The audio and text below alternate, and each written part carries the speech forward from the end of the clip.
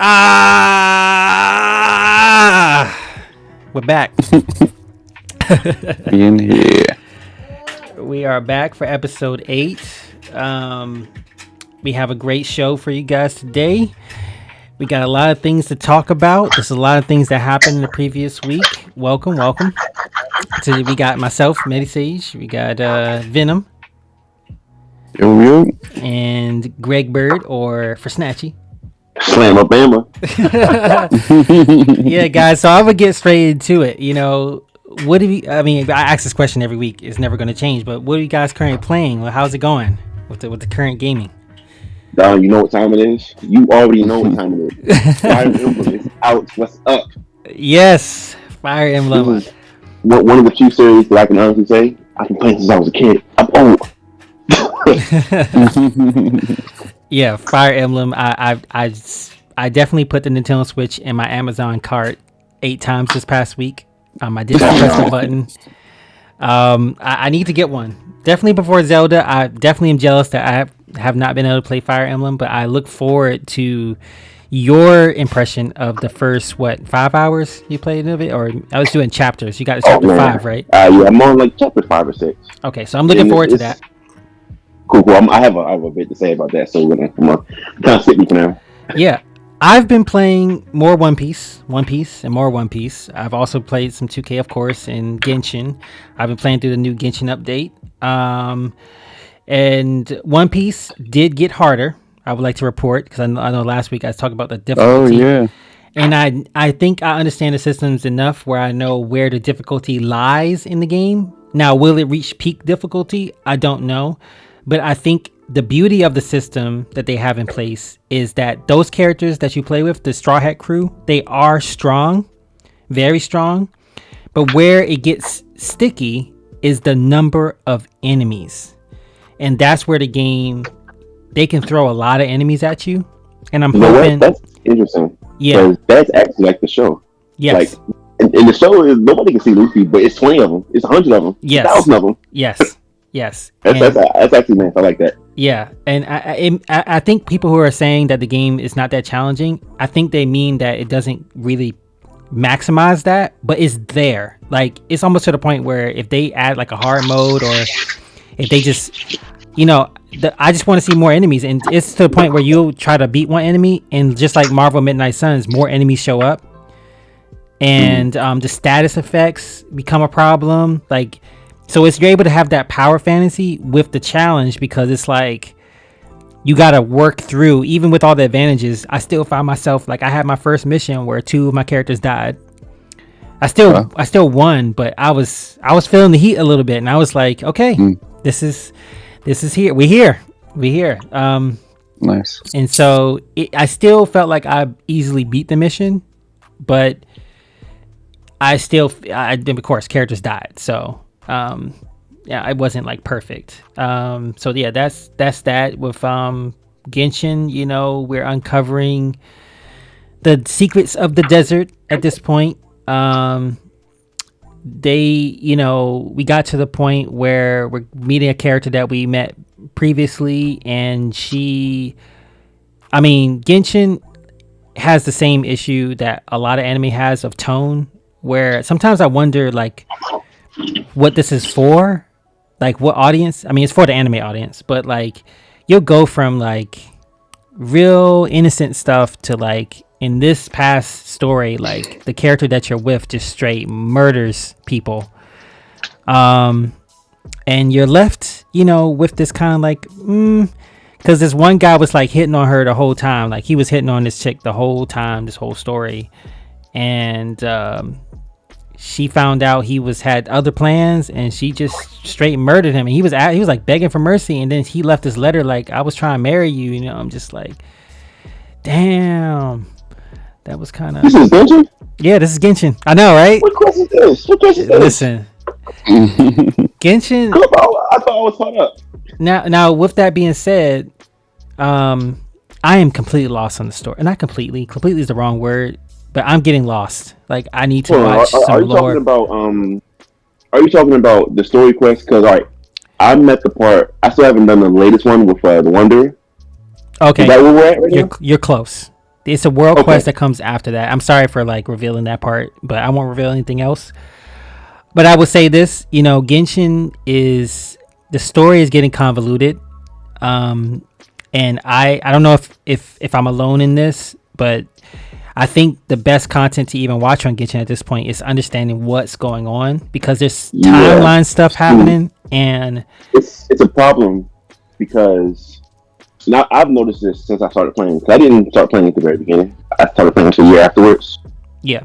And I noticed, I was like, hey, who's this Scared Moose guy, and why is everybody so, why is everybody like him so much? Turns out he's introduced in a limited time event. Yes. Yep. And it's like that. Wow.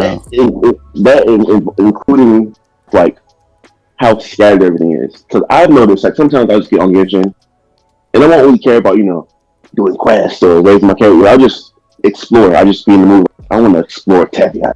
Yeah. And I'll start like doing stuff, and I'll start noticing like, yo, there's a lot of like little lore pieces just hidden in the world that most people are never gonna see. Yep. Like before Ito came out, I noticed, I was like, yo, they're really saying a lot about this Ito guy, whoever he is, because he's writing on all of these signs. If you didn't go and take the time to go and look through all the signs and see the conversations he was having with Kujo Sara, all the people that are like, oh, Ito, he's owning. It's like, he just would have came out of nowhere. Yep. Exactly. So it's kind of like, it's a combination of a few things, which makes it seem like some people, they watching it, it's like, oh, it's exactly as I suspected. I've been doing the work. But some people are like, what the hell? Where did this come from? Last I checked, he was making chicken. Yeah. Or Slime kind of thing. What's up with Prime Mine and Slime kind of? Yeah, you're absolutely right. And at this point, I'm about to start watching lore videos because I don't understand what's going on for the most part, or where we're going. And then I started watching the channel Chill with Aster. I'm familiar with Aster. I watched Ashikai before, but I think I'm gonna try to find, like, I've been watching the Teyvat Historian. But yeah, I think those channels should do well for a long time, because definitely Genshin is starting to shake it up with this time travel stuff that, like, I'm just not sure. Okay, and we got a phone call in the middle of the podcast. Okay. All right, don't worry about it, just let it ring. Okay, go back and play. All right, so in addition to Genshin and One Piece, I also was playing 2K, and I'm not going to talk about 2K again, but it just is what it is. Same old. Now, I'm sorry, Venom. What are you currently playing still, or what you got more to say about what you've been playing? Yeah, not a lot. I did the final mission of Midnight Suns today. It's very difficult, and very long, but very satisfying to get through using your whole team.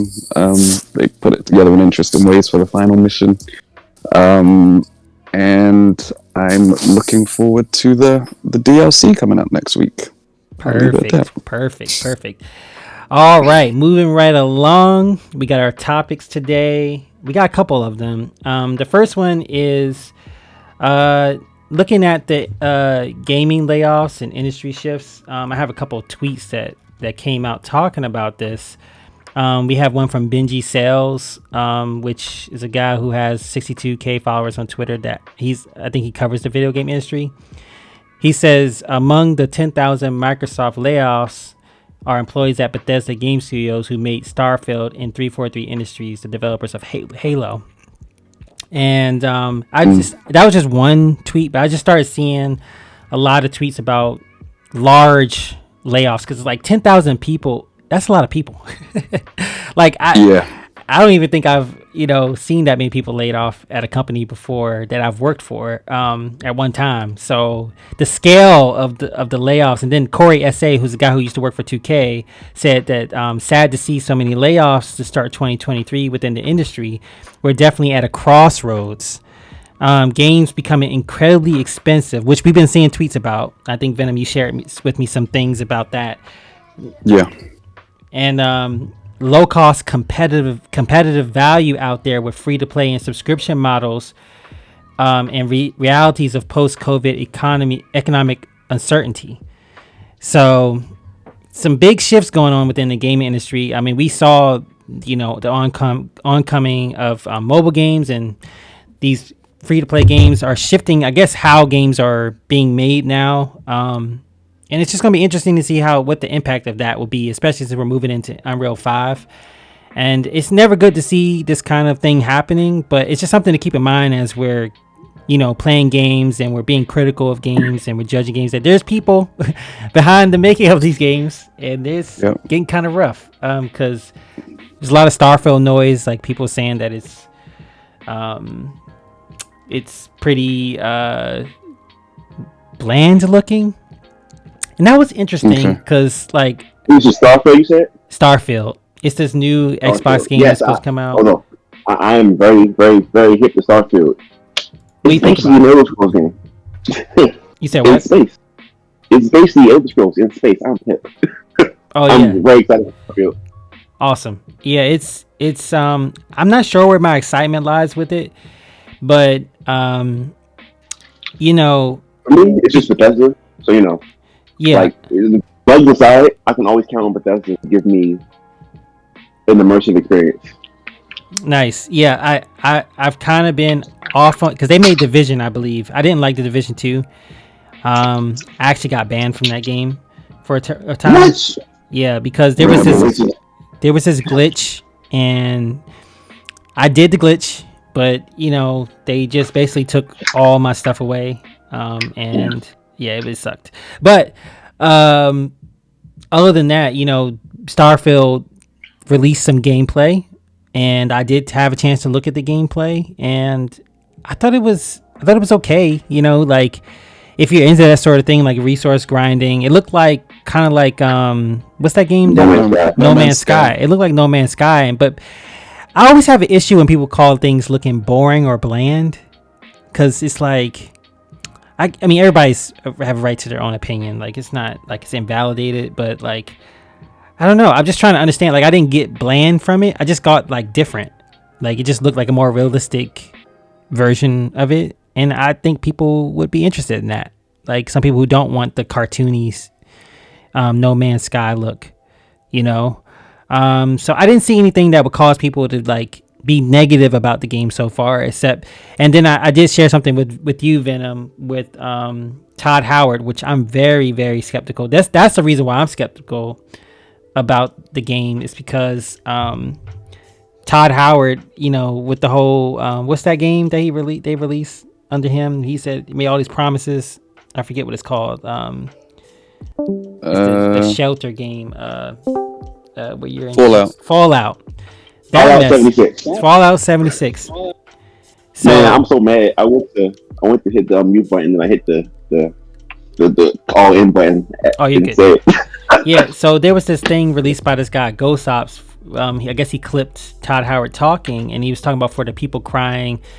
He said for the people crying. I guess he's pro Starfield, but basically what Todd Howard was explaining in the video was that, like, they knew that there's a problem with having content on all 1,000 planets that they're saying is going to be there. But he's saying that it was something they felt they should put in the game. So it's more of like a where people are like judging them for bragging about having 1,000 planets. They are aware that there's not going to be catered content on all those planets, and some of them are just going to be just resource grind. And he's saying that, like, but they wanted, that was the goal, to make it like real life, because in real life there's going to be planets that have nothing on them, so they wanted to approximate that, and I don't think they're wrong for doing that. I just think people have to be real with themselves, of like, if that, like Venom told me, like, that's not something he would be interested in, I think that's fine, right? No. But it's like the fact that, I mean, like we just talked about this, but like the negativity about a game exists even if it's not for you, so yeah, I'm gonna let you guys go ahead and talk. I'm gonna be right back, but go ahead and talk. I gotta attend to my daughter real quick, but keep going. Go ahead, Greg. So here's my thing, right? So when we're talking about Bethesda, one thing I'm thinking about is with Skyrim, they started introducing what they call radiant quest design, which is where basically they're quests that are randomly generated by a computer. So nobody has to program these quests. They're like, I don't know if you play Skyrim, but there's a whole category of quests in there. Grand Theft Auto does this too, where it's like you go to this and it gets you a random style of quest. It's kind of like, I'm assuming that's what's going to be on the smaller islands. Just, hey, go here and do this and come back and then repeat infinitely. You can do this forever as long as you want to. It's definitely infinite content. Right. And I really feel like that's the kind of direction Bethesda's been going in. They kind of seem to want to make a game that writes itself, if that makes any sense. Yeah. And they keep putting it in the games. Like Fallout 76, I feel like originally was all this type of content. They didn't make almost anything like by hand. It was all like computer generated content. Right. I kind of want to know you guys' opinion on this because I'm split on it. Because on one end, on certain games it seems like it's boring.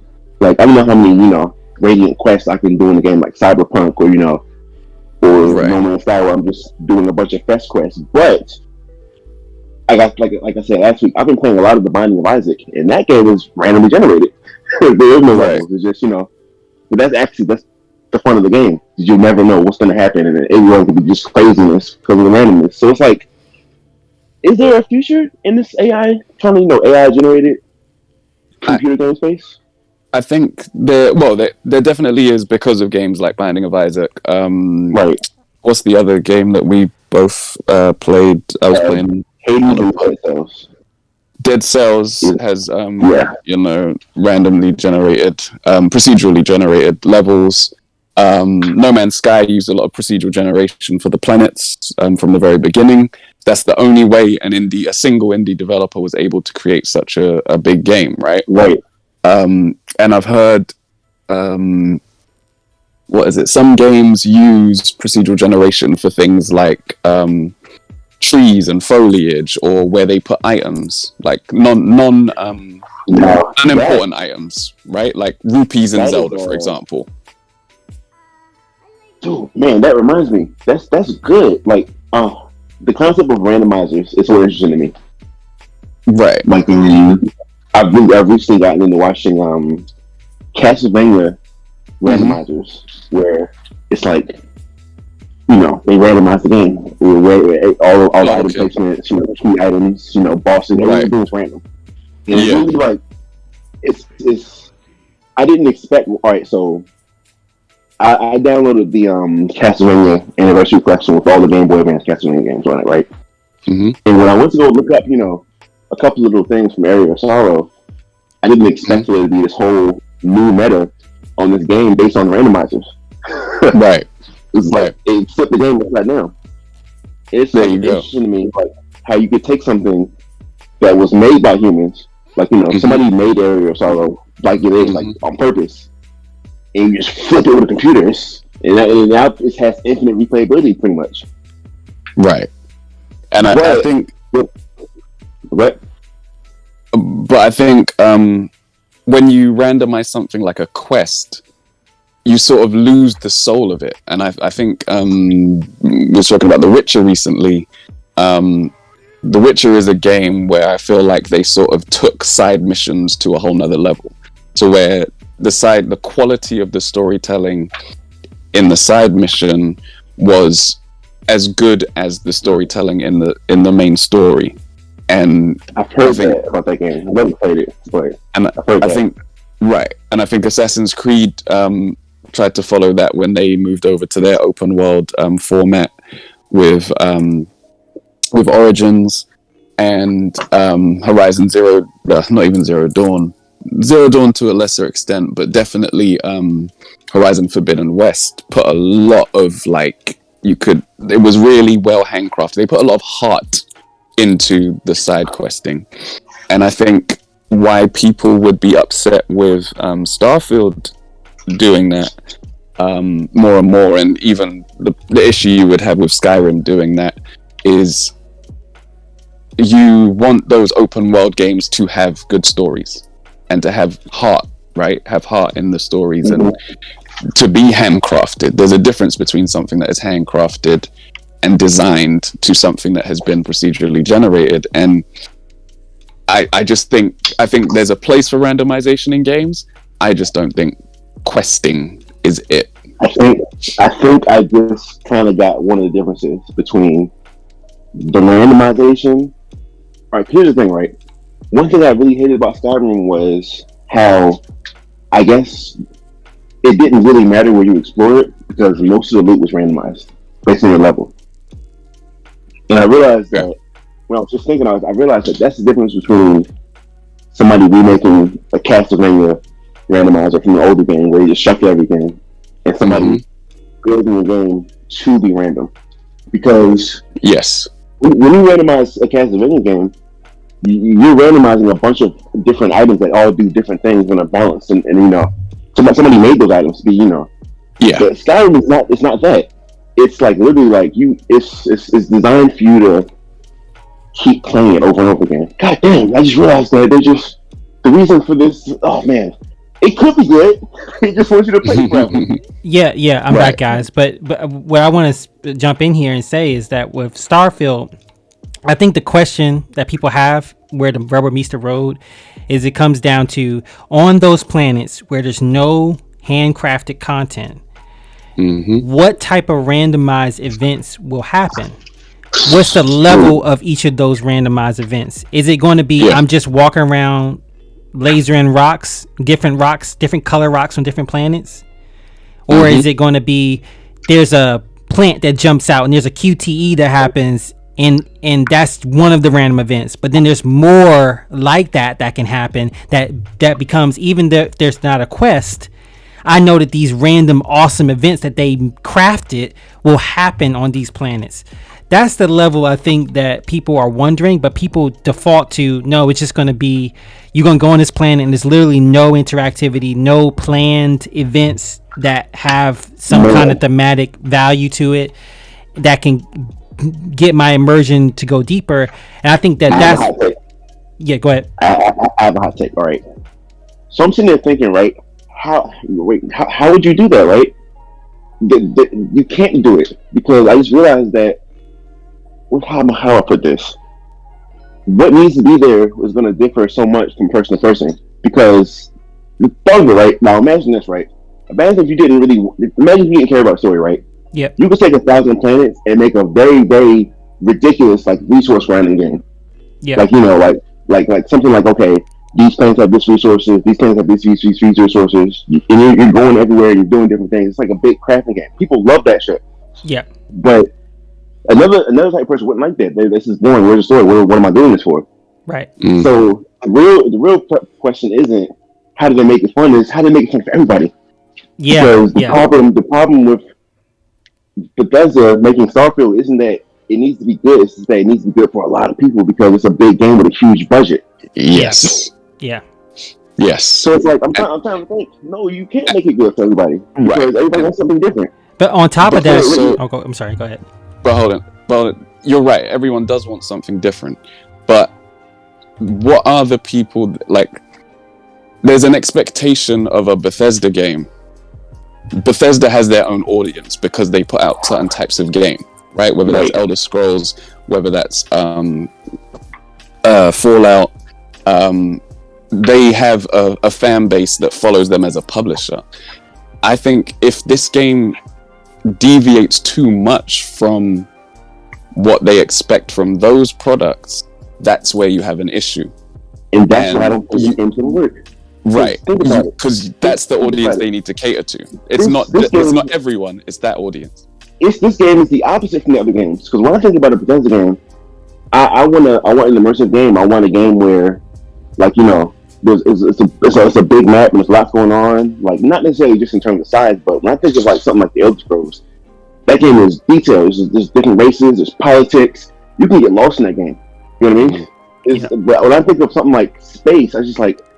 That could work if you wanted to put in a whole bunch of effort into making that little map thing a galaxy size, but then it turns into like, how are you going to do that? Right. It's like it's too ambitious. Yeah, And then what I want to end off saying is that basically at the end of this, going from the fact that Starfield just lost 10,000 employees in layoffs, and they just showed, the first gameplay really of the game, like combat and everything. I saw this one tweet from I have it up on the screen now, from PC Gamer, and they said Starfield is just ugly No Man's Sky. And this is a reviewer. I'm not sure how big they are, but I've seen them review certain games. I've read some of their reviews. Right. And I just wanted to get your opinion. Like, what? There's something that's happening with this that I don't like, but I just don't know how to call it, because it's just like, how can we see a preview and make like this is just ugly? Like, we don't even know what the game has. The true answer is that guy gets paid on engagement, whether it's positive or negative. So having a steaming hot take like that, which obviously you can't. It's a problem with Twitter in general. Starfield is a game they've been working on for years. 140 character tweet that this game it's never going to cut it. Like, what? Can this game be subjectively ugly? No, it can't be subjectively ugly. Everybody's objective of a good art style is different. So, like, and this is where I get back to Venom. We talked about this. Like, art cannot be objectively anything, right? No. So, no. They have every right to say this game is ugly, right? But hold on now. There is. If you go for realistic graphics, you can fail at that. Hold on now. I want to go back to that last statement, because I do think art can be objectively ugly. Because, all right, in a perfect world, right? No, there's no objective art, because everything. But you have to realize that art is actually a human institution. So there's certain standards of beauty, like, you know what I mean, that you can compare it to, right? You can compare it to. So like even like if I were to draw like something that that we as humans know to be like gruesome or related with death. Like if I do some some black and some blood and some guts and some skeletons, that is by definition ugly, because it activates the part of our human brains that associate those images with ugliness. So it's like, something can be objectively ugly. Now, let's transition this into the player harassment, or just harassment that devs feel, right? I'm going to go to this tweet. I'm going to read it off, because I couldn't believe this when Venom sent it to me. It says 75%. I can't believe it, but it's shocking to see. But 75% of anything is a lot. You usually don't see that high of a numbers in any poll. But 75% of game developers responding to a new industry survey have said that they believe harassment and toxic behavior from players is a serious issue. Now, being as though I'm surprised it's that low. Harassment from gamers, I would have 85% easily. Yeah, and being as that, so going back to that other statement. Now, this is obviously a review outlet, but they play games. They're players. Is Starfield is just an ugly No Man's Sky? If you're a dev who worked on Starfield, and we just talk about the standards of beauty, and if you take Starfield and compare it to the standard of what beauty is in a video game, would it pass?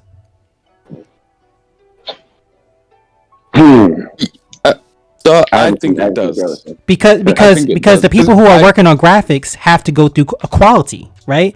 So you're telling these people that it's ugly. I can see how they'll be offended by that and feel a little harassed. Like toxic. That's toxic, isn't it? It's very toxic. Absolutely. But that's you don't care. So the whole point of making that tweet was like we're talking about it, right? Right. And that's the other thing I wanted to mention. This is an old tweet, right? That's a tweet from E3. Yes. When they first unveiled, we first saw footage of Starfield. Yeah.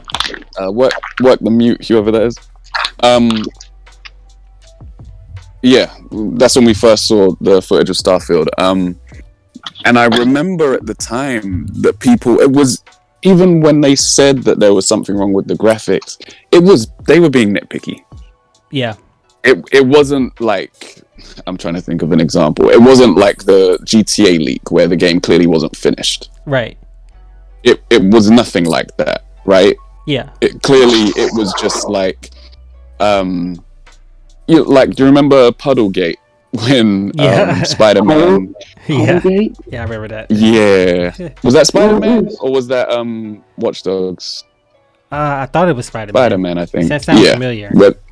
Where they showed off Spider-Man the game, and in the footage that they showed, the puddles looked like amazingly realistic. Like you could see the building above the puddle shimmering in it and all of that. And then the game came out and the puddles didn't have that level of detail. And people were like, they fucking lied, right? I swore, damn it. But they went crazy. That's older son. The pre-rendered development cutscene in the game came out. Exactly. What the hell is this? Yeah. Exactly. But the thing is, even then, the difference isn't that great. Yes, there's a difference. Yes, there's a noticeable difference. But, like, so what? This isn't game-breaking. It's not game-changing. The puddle that they put out in Spider-Man wasn't ugly. It's just that it didn't look as amazing as the puddle that they had shown us. And I think the what people expected to see from Starfield was just inflated. Right, and I think a lot of the issue with this kind of stuff comes from inflated expectations. Yep. Everyone agrees that with each generation, the gap in quality, especially graphically, gets smaller and smaller.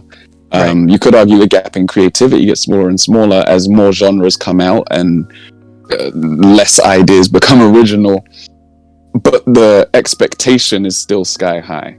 And what happened here, I'm pretty sure, from reading this stuff at the time, was just one of those things where people just expected to be absolutely blown away, and in fact they just got something that looked really good. Yeah, for sure. Like the Mario movie. So getting to this topic of player harassment, do we believe this is something that will get much better, can get much better? Or what do we think is some of the steps that we as gamers can take and devs can take to make this issue at least come down to 65%? I mean, like 75%. I have two thoughts on this one. So first, I want to bring up League of Legends actually, because a few years ago they actually became very serious about this, because all the complaints about toxicity on League of Legends, Yep. They took a lot of steps. They did a lot of programs that they made. I like Riot, the developers. They're really kind of transparent. Yeah. When they're doing something, they did a bunch of blogs talking about they formed a team, and they're looking at player messages and they're trying to find psychologically why people do this. And, it's cool and all, but my thing about this whole thing is that I don't think it'll ever really be truly fixed, just because of the type of person that plays video games. Right. I think we've had this conversation before. Yeah. About like the type of person that just tends to like, because certain things you do in life, it shapes how teaches you how to do certain things. Yeah. Like certain things like sports, you're social. Like anybody who's been playing sports since a kid, they have a certain way about them. They're used to being around people. You know what I mean? They know how to talk to people. But some people who are just like, and honestly, it's funny to even compare this between athletes themselves, because like a track runner is not the same, because that track is a single, you're by yourself, you run by yourself. They have less camaraderie than like a football player would or a basketball player would. Yeah. So gamers are different altogether. These dudes are the type of people who generally like, and I'm not talking about all gamers. First of all, just want to get that out the way. I'm talking about all gamers. A lot of people who play games. Yeah. And they all do different things. I'm talking about like the core gamer, the person who calls himself a gamer, the person who's like, gaming is my one identity. This is what I do. This is my life. Yeah. Those people like that tend to be like more isolated. Yeah. And it's very easy that bears to. Out. It's really easy to get online and talk shit to somebody or send somebody a death threat when it's not real. You know what I mean? You have no. I've noticed, like, bro, gamers be rude. It's like I remember when I was younger, and I think I said this last week, and you hop on Xbox Live, and you cough wrong, and instantly you have a bunch of kids who are just like just waiting for the N word, throwing it out at you. It's like bro, right. that is not something, that is not a behavior of somebody that that has been around people. Yeah, that knows how to socially interact with people. And it's an issue in a lot of games that I play multiplayer. That's why I always said that Warframe was one of the best. But even in that game, like I experienced a lot of toxicity based on the Warframe that I picked. But I did also Warframe more than any other game. I met a lot of good, like had a lot of good interactions. And that's very anecdotal because people have different experiences. But I played Warframe for 2,000 hours and it was just a lot more positive than negative, but it does vary depending on what type of game, if it's a more competitive game and things like that. So when I play 2K, there's a lot of toxicity of like, if you play with random people, like, people will quit, they'll sell the game. So a lot of the games you'll just have a lot of people just trying to make your time like bad. And I'm just thinking, sometimes I sit back and think on a meta sense of like, what type of person would spend the next 40 minutes of their life trying to actively ruin everyone else's experience.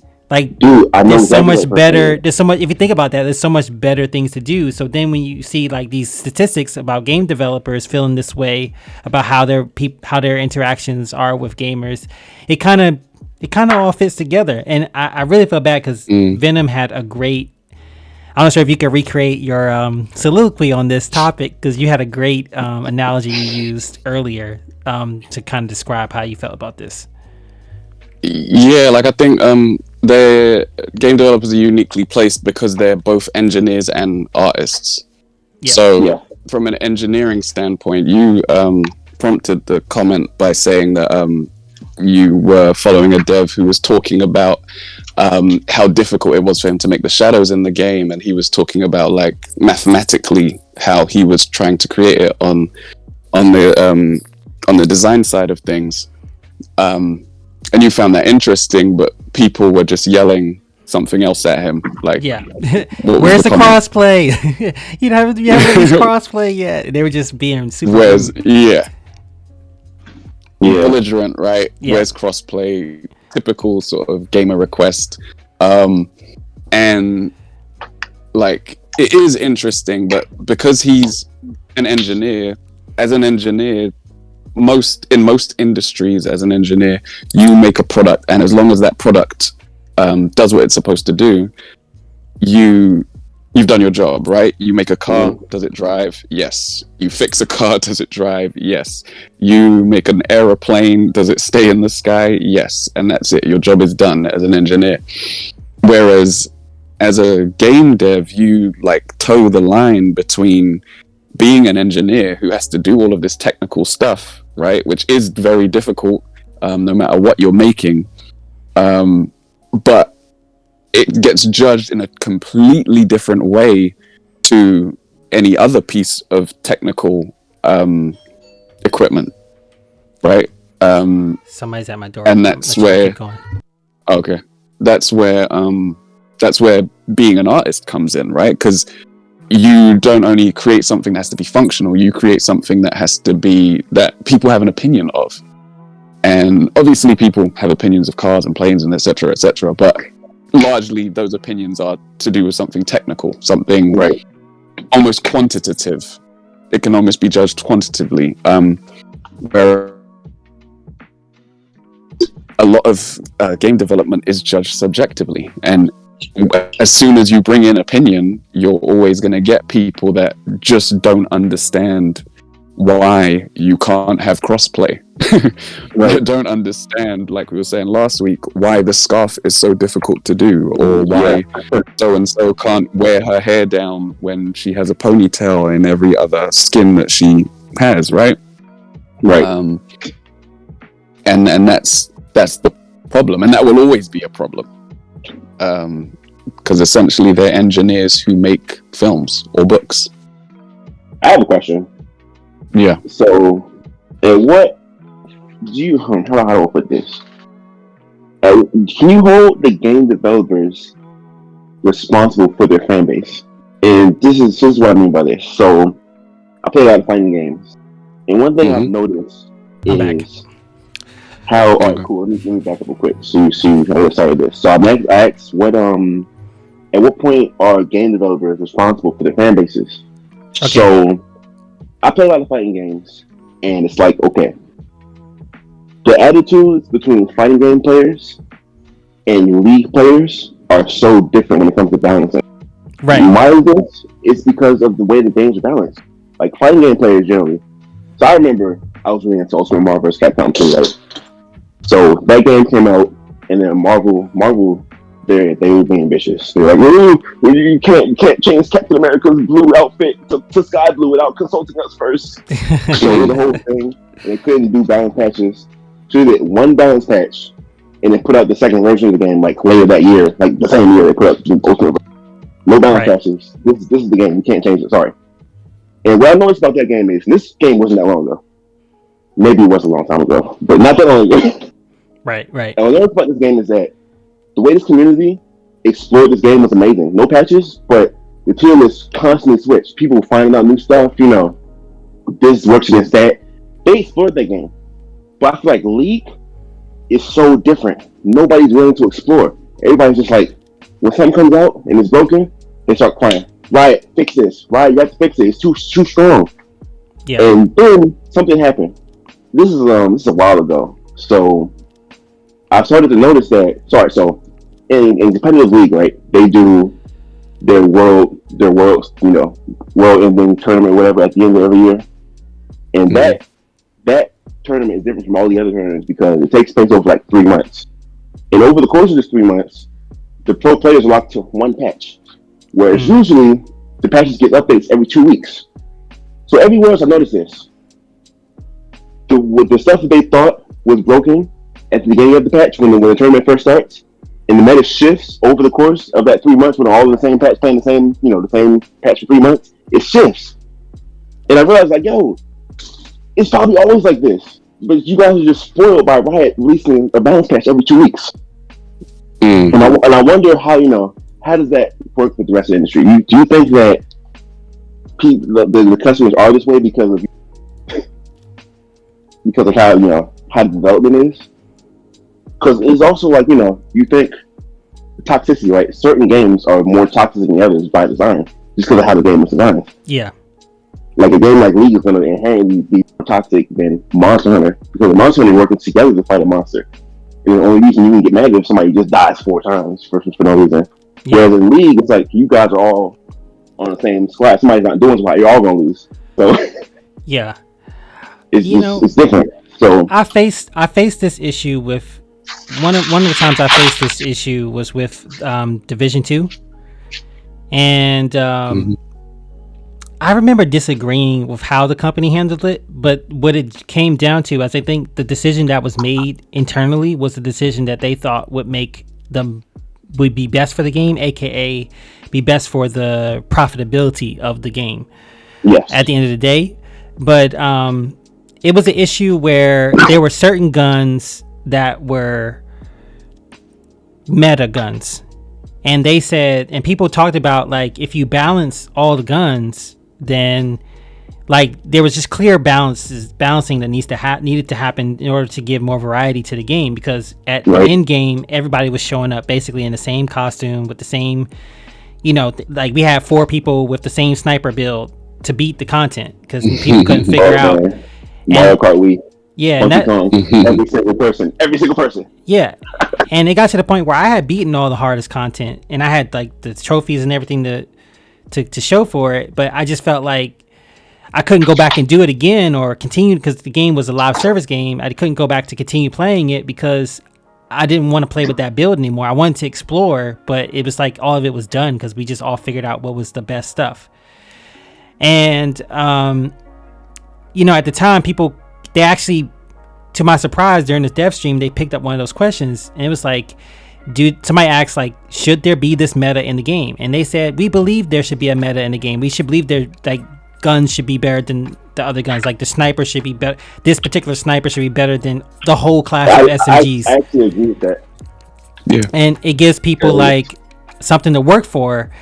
And I mean, I actually disagree because I felt like I disagree as well. because I felt like it's not that that gun can't be really good. It's just that the other stuff should be brought up so that it could be used at all. Because it got to the point where even if you felt like your SMG build or your AK rifle build was good enough, people would actually not, because you had to match make for the for some of the hardest content, and so people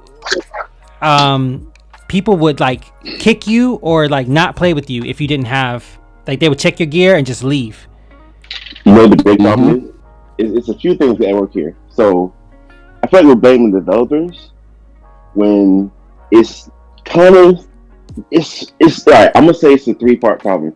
One part, 33% of that part, developers, right? Second part is the gamers. Third part is this competitive culture that has sprung up. Because I would argue that on a fun level, the guy that you were talking about that said an unbalanced game is more fun is right. An unbalanced game is more fun to play. But you can't have that when this competitive culture has just sprung up, where people are like, now all of a sudden, this is somebody's livelihood. Like, this isn't just a game where it's like, oh man, somebody got lucky and he won this round. That's fun for the overall health of the game. But in a competitive game, it's like, no, that's not fun. I just lost money because of a random thing. Right. And that's when you have this weird intersection. And it's not just the competitive nature, it's also games are now what the word for spectator sports. Right. And Right. this is the league, because it's like what people like to watch and what people like to play against when they're playing league are two different things. If I'm watching the league and I see a champion who's flying around, throwing fireballs and being great, that's great to watch. But if I'm playing league and I have to play against that with my champion that only throws one fireball that stuns you, yeah, it's frustrating. Yeah. And it's like you can't win because it's like everything is wrong. Yeah, and I think that's why more careful consideration is being made for games. I think that one of the biggest questions is, should you even have PvP? Because I think it definitely does change once you have PvP. I think that changes a lot of the math. And I think that was one of the issues also with Division 2, is that the PvP was broken towards certain weapons. And PvP is fun, but it's like, at what cost? Yeah. Because it's not the PvP itself, it's the people who propagate the PvP. Yeah. It's like, because if all right, let me put it like this. If you couldn't become, it's streaming too, like the issue is that everybody's trying to be a streamer. So you get online, you get to a certain skill level, and all of a sudden, guilty. When you get to a certain level, and I need this game. I need this game to go well for my stream. I need to be at this level. And it's just like it becomes different. Yeah. So it's like already right there, before you even talk about what the developers are doing, you have a split in your gaming community because everybody's not even trying to do the same thing.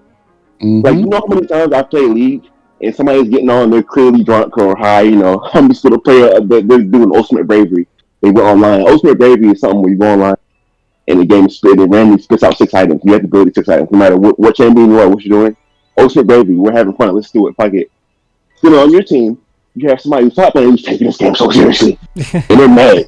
They're like, oh my god, I can't believe you're doing this. Why report him? They get in all chat. Enemy team reporting him, he stole my game. It's like, how do you as a developer develop for these two people who both love the game? Yeah, it's a challenge. Definitely. Great points. Right. Great points. All right, let's move on to some of the gaming news. We have Forspoken and Avengers. Which one do we want to start with? I think that Avengers might be the first one because I think it's a little bit quicker. But I definitely want to hear what you have to say on this. So you sent me a YouTuber, that Casual Avenger, and I started watching him, and that's actually how I found out that Avengers might be ending. You told me like maybe months ago that it might be ending, and I loved how he handled it. And I was like, I see why Venom may have followed this guy. He's very level-headed. I mean, especially with all the hate that was coming. It was people coming there like, I'm glad it's finally over. And he's just sitting there like, why are you like, why is this a win for you that a game failed? And I thought he was making great points. But it didn't fail. That's the other thing. Right. Avengers, and I kind of want to, obviously if you don't know, if you're listening, you don't know, Avengers announced officially that at September 30th, they're ending all support for the game going forward. You can still play the game. You won't be able to buy it digitally. I think you can still buy it physically, but they're basically their last update will be March, at the end of March. And all the stuff in the marketplace will be free. So I kind of want to give you the floor, Venom, to kind of speak on this huge gaming news, because I think it has ripples for the industry as a whole in terms of lessons that you can learn. But I think it's overall a positive thing based on what we talked about earlier in terms of, I think that you need people to take on bigger, more innovative projects. And yeah, I think that there were some obvious missteps with Avengers that we can talk about, but I think that overall, I think that there's a lot of good that came from this process. Agreed. I have plowed way too many hours into this game. And I'll go off my first reactions. I was a little bit lost by it. Not when the rumors hit, because rumors had hit a few days ago that there was going to be an announcement the next week. But once I saw the official news, I was just a bit like, so what do we do now? Because normally if I have a single player game, I will play it through to the end or until I get the platinum or whatever goal I've set for myself in that game. Once I've hit my goal, I'm good. I'm done. I'm out. I'll delete the game. Like, I deleted God of War Ragnarok a minute after I finished it. Right. I got the platinum. I had 100% of the game. And then I went to my home screen and I was like, oh, I guess I don't need this anymore. And I just deleted it. One of the best games I've ever played. Yeah. But because this is a live service game, and it's definitely the only live service game where I've played for the full duration of its life. Yeah. Obviously not every day or anything like that. I'll jump in when there's new content and jump out again. I was expecting to jump back in. Like, there's one or two things that I haven't done yet that I thought I would come back to when the next update came out. But if there's no more content updates, I'm a bit like, well, do I even bother with the stuff I was going to do? Yeah. Like, like you get into sort of the habit of dailies and things like that. Yeah.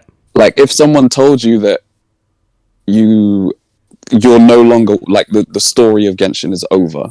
Yeah. There's not going to be any new content. Yeah. Are you going to still do your dailies? Right. And, like, even whatever goal it is that you have in the game, it's just, I don't know, it's a very weird feeling to have this happen. Yeah. That's what first thing I thought about. What if Genshin just said tomorrow that at March, this will be our last update. Every character in the game you can have at C6. Yeah. And I thought about that. Now, if they do it correctly, like, all right, we're ending this. The story is over. I know what happened to the traveler and his brother and or sister, whoever would generally play. I know what's happening. I've seen all the archives. I have no more questions. But it's not that. It's not that. Oh, I'll be so sad. Yeah. I'll be so sad. It's not that. Yeah. Yeah. It's like, tough. That'd be tough. Like, what's that manga? Berserk? Yeah. Bruh. It's like that. I never know how it ends. I'll never know how it ends. Yeah. Yeah. So yeah, it was disorienting. That's why I believe that Oda, who writes One Piece, they need to protect him. He's a national treasure. You know how many people be sick if he passed tomorrow? Like, absolutely sick. Protect him. Somebody please go protect him right now. Please go protect him. Right. But here's a litmus test, though. Here's a question I have for you, Venom. If I could throw this in. Is how does this affect your attitude towards live service games going forward and another Avengers game like this? Right. I'll speak to the first one first. I was thinking about this before because one of the points that they made in their official release and in the frequently asked questions afterwards was, will I still be able to buy the game? Yeah. And there were some shady stuff there. The truth of the matter is you can buy the game digitally up until September 30th, and after that you will not be able to buy the game digitally. Right. And I find that to be a very weird thing. Yeah. The explanation that Casual Avengers no longer be on sale was that the licensing will end, but I'm not so sure that's the way. I'm not so sure about that. The thing is, like, they made the game. I don't know if that works that way. I would have to look into it, but I accepted the answer. But, you know, I think more so is that they can't support. The thing they kept harping on all those questions was we don't know what's going to happen. Like, if you get the game physically after September 30th and you boot up the game and it just doesn't open. And there's a new bug. Yeah. They cannot fix it. I think that is the issue why you don't sell the game. Not so much the licensing. It's that they are afraid. I think the most thing I saw was the fear of, like, we don't know what's going to happen. Because one guy asked, will the game even start? And he was like, they didn't even say yes. They said, we do not know what's going to happen with the game. And that is very interesting. I don't know if there's any game that I've ever played that's happened where it's like you don't even know if the game is gonna. We don't know if, like, after September 30th, if you decide to download Marvel Avengers again. Like, I think the question was, if we uninstall it now after September 30th, can we re-download it? And they didn't even say yes. They said we're not responsible for whatever happens. you can download it. You can still download it because you still own it. But they didn't say if it was actually going to correctly download. They would not even say yes. No. You can. No, that they did on their in the frequently asked questions. They did say you can. But yeah, they definitely did say that if there's any issues after September 30th, they will not address it. They will not be addressed. And I think that's basically down to bugs. Like, they don't know what people are going to do to the game between now and then. Right. So, they just basically, after that point, they've washed their hands of it, of any of it. But yeah, back to any and all issues. I'm sorry, I think I interrupted you. You were saying on, like, whether you would play this type of game again, or if an Avengers game in this scale. You see, with live service in general, I think I would play another live service game. It just depends on the type of game more than anything. Like, I know they say Monster Hunter Rise is live service. I would play something like that. I trust the people that make Capcom, that make Monster Hunter and stuff like that. Then the second question was, would you play another Avengers game? Another Avengers game like this online? I would.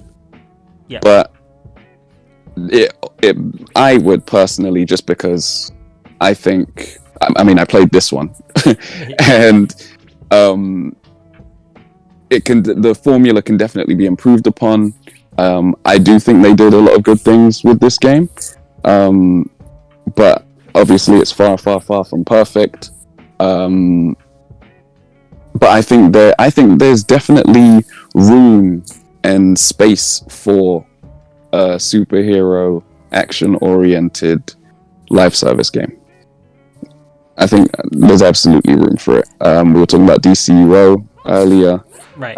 They went about it a different way, but that's still going. Yeah. And I think, there was certain issues with this game specifically that I think led to it not being as big as it could have been.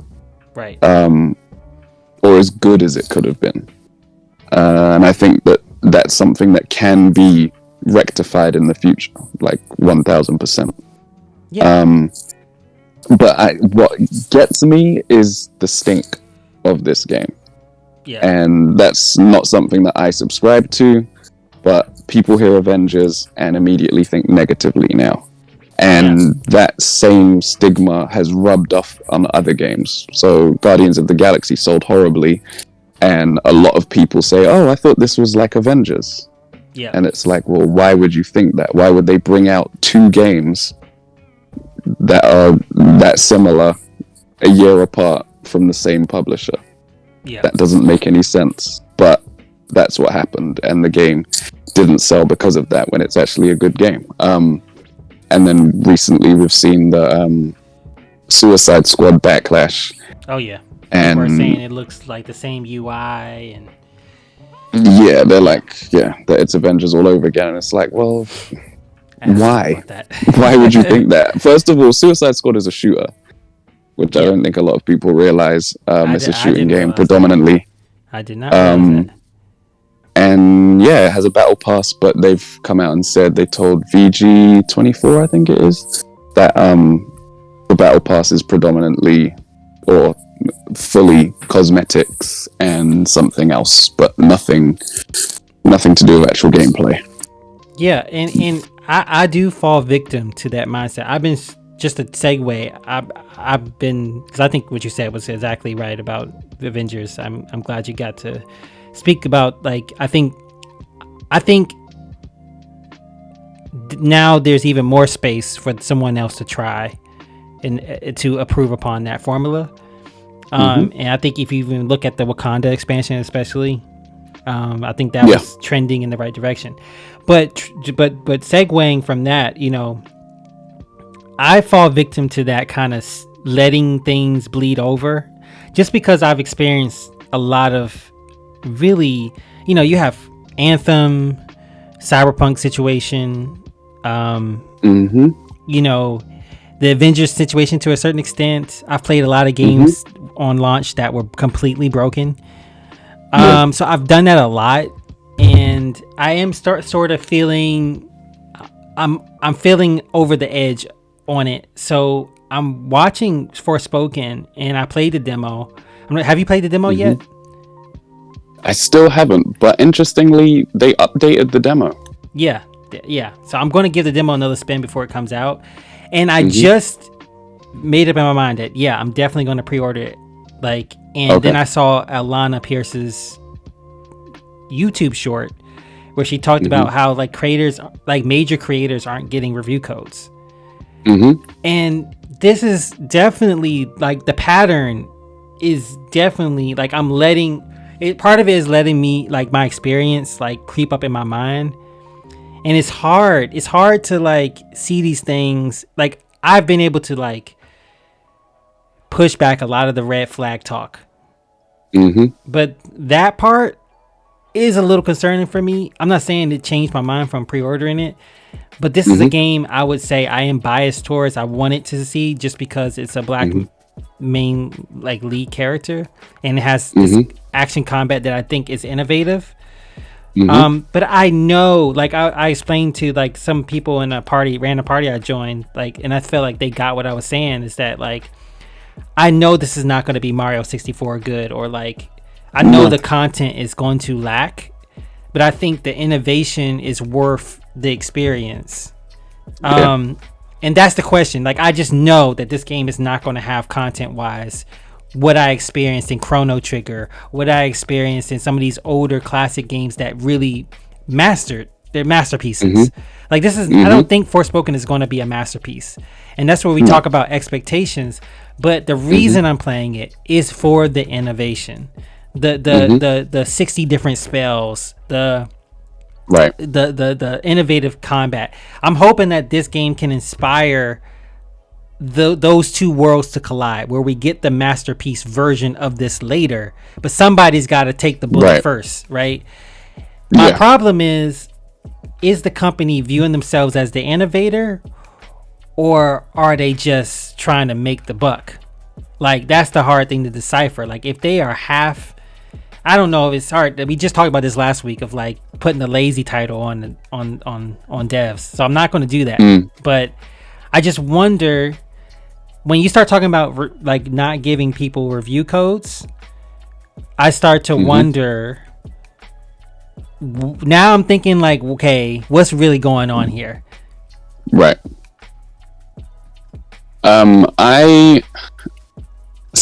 I think Alana Pierce's statement was incomplete in that when you say major whatever content creators aren't getting review codes, we need to know who they are.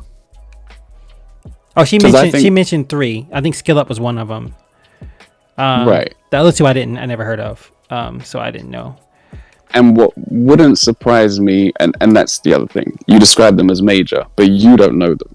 Yeah, right. Yeah, I don't know those guys. And you know, right? So you know a lot of game reviewers. I follow majority of the content I watch is reviewers, and I didn't know who she was talking about.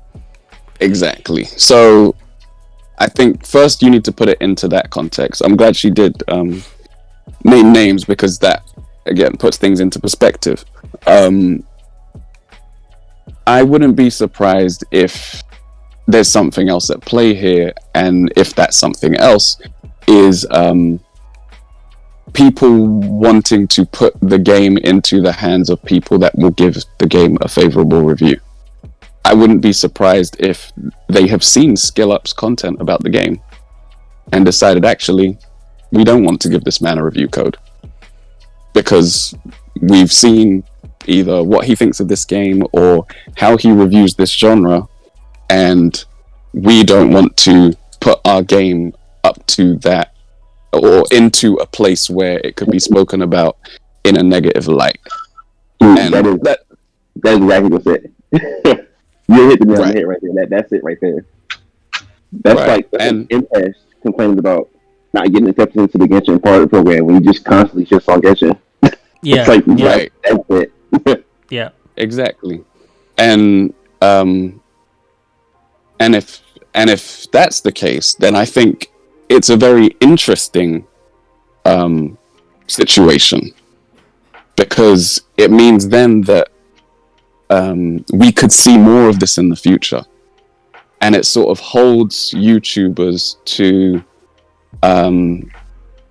account in some way of the way that they talk about games. And if, like, imagine, for example, I don't know if this is the case, so this is complete speculation on my part, right? Yeah. But imagine if I'm not even going to name names. Imagine if one of those YouTubers had put up a post on YouTube with the salacious headline,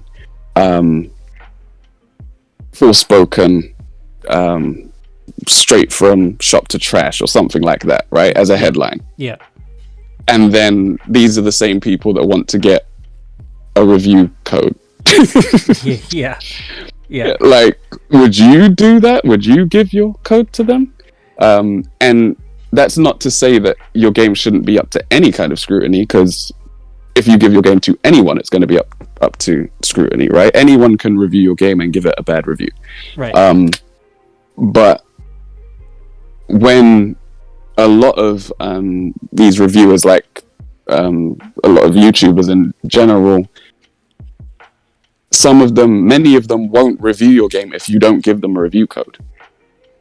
Right. So now you're basically saying any of these YouTubers are totally within their right to buy the game and play the game and review the game. Right. You're just not getting an advanced code. It's definitely an interesting situation. Definitely. But the other side of it I wanted to cover, sorry, quickly. No, go ahead. Is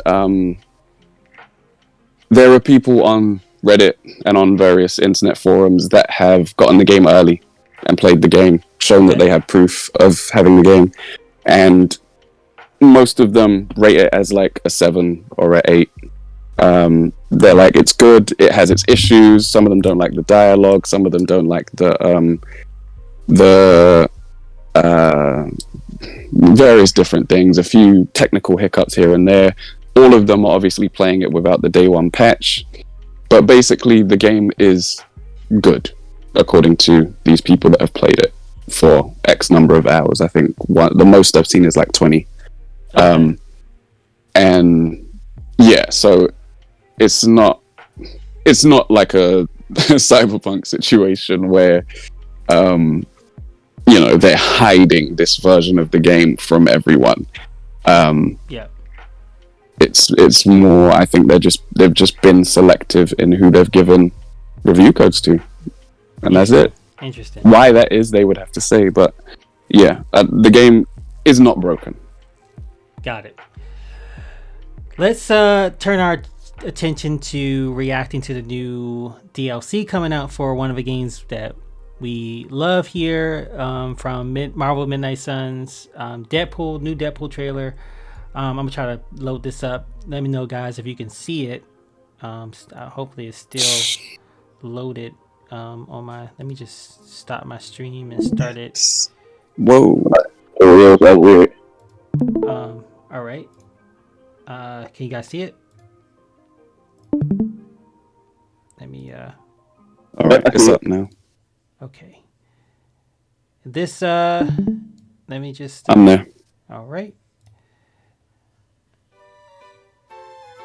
These vampires are getting out of control, and it's all Deadpool's fault. Don't be so harsh on him, Sarah. He's super brave and super awesome and super handsome. Okay, can I just say that I love that beginning? Because wasn't that like animation? Like, was that a real person's hand or animation? It was animated. That was Deadpool's hand. That's so. I didn't see it coming. The little details. Yeah. Because I knew they were. You told me that they were releasing Deadpool, but I didn't know that they would go to this level of the character in the game. And that beginning just automatically endeared me to whatever they're doing. Wisecracking anti-hero. This is a robbery. Or... Well, guess what, everybody? whatever. I'm adaptable.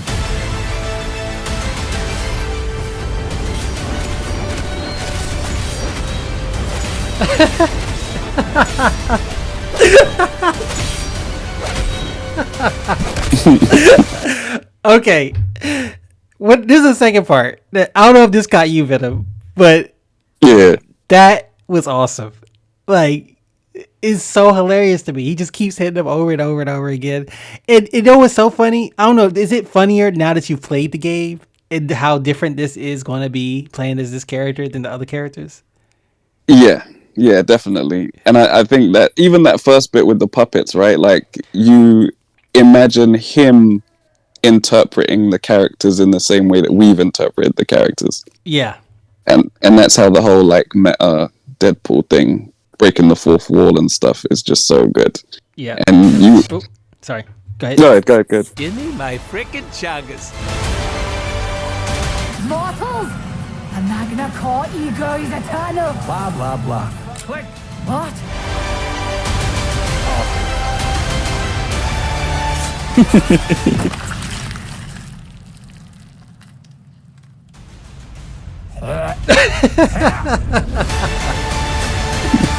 I love it so much! I can be honest and say there wasn't the budget for it.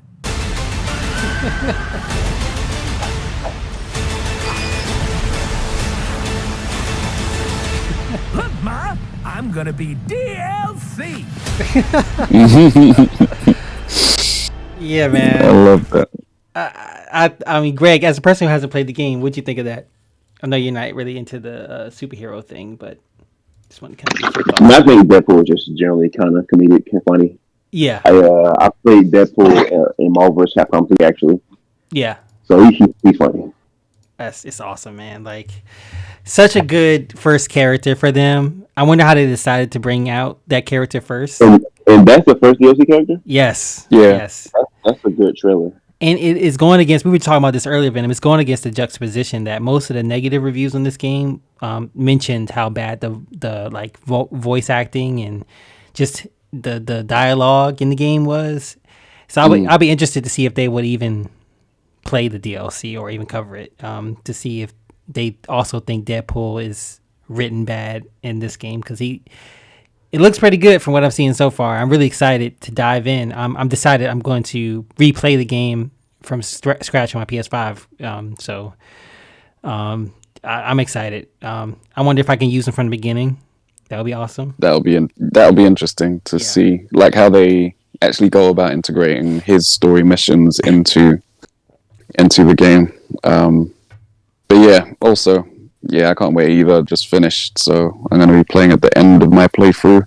Yeah. But yeah, I'm looking forward to a new enemy type as well with the vampires. Yes, yes. I saw you mentioned Morbius might be coming out. I'm excited for all their DLC characters. They really picked some really good crop of additional characters. You got Deadpool, Morbius, Storm. It's just interesting characters that you don't really get to use that much in other games. So I think that's a win.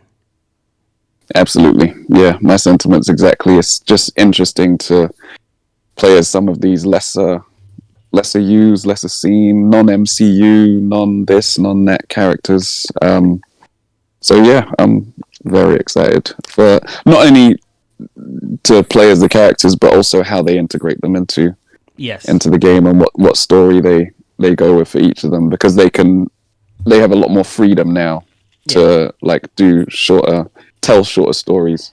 I ain't gonna lie. Playing One Piece, I am comparing it to Midnight Suns. I don't know if I don't know if every turn-based game from now on is going to have me comparing, like, in my mind. Like, I'm trying not to do it, but it's just I love how they have the 3 phases of, like, you have the environment stuff you can do each round, the ability stuff, and then, like, it's like there's different choices. Whereas when you go from that to playing something like One Piece, not that One Piece doesn't have its own strengths, but like one thing One Piece does that's interesting, if I can just harp back to it, is they don't really tell you, but there's like they mess around with weaknesses. Like with Robin, she has this move where she like grabs their junk. And men are weak to that in the game. Like men and like just stuff like that in One Piece that really I think is really a gem. You could play around with. But yeah, I am kind of invested now in the growth of turn-based in terms of different systems and how different games incorporate different ways of strategy. To the point now where I did buy, I know I talked about it a couple of podcasts ago, I did buy Triangle Strategy. So I'm like fully, and I'm going to play Fire Emblem Engage one day. Speaking of Fire Emblem Engage, great. I've been holding this to the end, Greg. It is time for you to give us the grand. I mean, I've watched a lot of reviews in this game, but I want to know your thoughts on Fire Emblem Engage. It's finally here. I've watched. It looks awesome. By the way, I'm so jealous that I've like I said, I've been messing around with Amazon this week. I've had a Switch, all kinds of Switches in there. I've been texting Greg on like different types of Switches I can buy. I've been looking up the emulators, but unfortunately, you need a Switch to actually emulate the game because you got to offload the games from the Switch. So I've looked into that. I got to figure it out. Because I also have like other things I want to buy at that price range. So that's why I'm kind of like hesitant because I can't get all of it. But yeah, it's definitely high on my list right now of things. I'm kind of wishing I put it on my Christmas list. But yeah, give us the impression of Fire Emblem Engage. All right, so I just beat Chapter 5, so I'm not like super cracking out or nothing like that. But it's doing the Fire Emblem thing. What's the Fire Emblem thing? For like the past 10, 15 years, they've been overcorrecting themselves. So every time a game comes out, whatever the main criticism of the last game was, they'll go super hard on it and then drop another ball. They never have all the balls in their hands at the same time. They have like 2 balls at most, and they drop the third one all the time. Right. So Three Houses is the last game, and that game was overcorrecting from the previous game where they said the story was the worst thing ever. Right. And it was. That story was insulting. Fates. It was not that Fire Emblem generally has great stories, but that one was almost insulting. It was like it was really bad. But anyway, Three Houses was made overcorrecting that. That game had the most, like, detailed, story told over 4 routes, just balls to the wall with it. But then people complained, hey, what's up with the gameplay? There's not a lot of map variety here. It's not that, the combat's not that fun. So now we have Engage. It's overcorrecting again. The combat's amazing. Like, I'm having so much fun playing these maps. Like, it's like, everything's here. Like, all the skills are well thought out. But then, at the same time, the story, completely opposite of Three Houses. Like, this, it's almost hard to take seriously. It's very anime. Like, I watched the main character do, like, a Sailor Moon, like, transformation sequence where she, like, merges with Marth. And it's just like, yo, where did this come from? Like, I love it. That's one of the selling points, isn't it? That they've brought back like salient versions of all the old main characters. Yeah, it's. Wait. Okay, yeah, I'm actually playing right now. But yeah, it's like this is mechanic where you can summon the old, the old lords. From what I've heard, this was supposed to be a anniversary title because I think the 30th anniversary was a couple of years ago, but COVID probably messed with that. Yeah. It makes sense. It's a very good anniversary title. And I kind of, based on the previews I didn't like, I was like, what the hell are they doing? It just gave me flashbacks of the, the mobile game they're doing. It's like, their game is very successful. So that's why I was like, oh no, they're bringing a mobile game mechanic into the main line. This is the end. This is the end right here, guys. But now I'm playing it. It's actually really well done. You get the characters, as part of the story. You have to, like, gotcha roll for them. Even though there is gotcha rolling in the game, funnily enough. Oh, but, no. But it's well done. At first I saw it, like, oh god, no, it's real. But it's not that bad. Basically, you get this currency called like some kind of dewdrop or something. I don't remember. Star fragment, something like that. And it's only used for this. And you can just just like a gotcha, you can do a single roll or a 10 roll, and it gives you basically like little rings. Because basically the main lords, they come in the form of rings. You can put the rings to your characters, and then those characters can merge with those characters to get the skills. So like Sigurd gives you like a horse that's like really fast, and you can go all across the map and then after you attack.